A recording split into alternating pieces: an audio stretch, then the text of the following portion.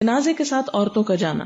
حدثنا قبیصۃ بن عقبۃ حدثنا سفیان عن خالد الحذاء عن ام الہذیل عن ام عطیہ رضی اللہ عنہا قالت نہینا، حضرت ام عطیہ کہتی ہیں ہم روکی گئیں ان اتباع الجنائز، جنازوں کے پیچھے جانے سے، ولم یعزم علینا، مگر ہم پر سختی نہیں کی گئی، تاکید نہیں کی گئی کہ بالکل بھی نہیں جا سکتی.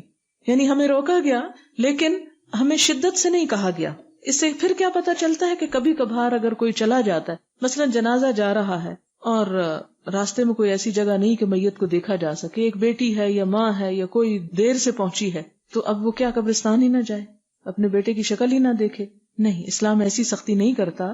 ٹھیک ہے کثرت سے جانا منع ہے، لیکن کبھی کبھار اگر کوئی چلا جاتا ہے، یعنی عورت چلی جاتی ہے، تو اسی لیے ام عطیہ کہتی ہیں کہ ہمیں روکا گیا کہ ہم جنازوں کے ساتھ نہ جائیں. یعنی ہمارا کام کوئی نہیں. ظاہر ہے عورت جنازہ اٹھا سکتی ہے، اس میں اتنی ہمت نہیں اٹھا سکتی.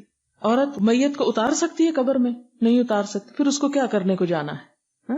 لہذا وہاں جائے نہ، لیکن اگر کسی ایسی ضرورت کو جا رہی ہے کہ جس میں کسی قریبی عزیز رشتہ دار کو دیکھنا ہے مثال کے طور پر، یا کوئی اور ایسی چیز ہو سکتی ہے کہ مثلا خدا نہ خواستہ ایک میت کو دفنانے گئے ہوئے کہ پیچھے کچھ اور ہو گیا گھر میں، تو اب گھر میں اور کوئی نہیں، سارے مرد گئے ہوئے ہیں، تو عورت پیچھے چلی جاتی ہے، تو اس پر کوئی گناہ کی بات نہیں. یعنی کوئی کفر نہیں ہے جانا، لیکن بہت زیادہ جانا یا جنازوں کے ساتھ ساتھ چلنا اس سے ناپسند کیا گیا.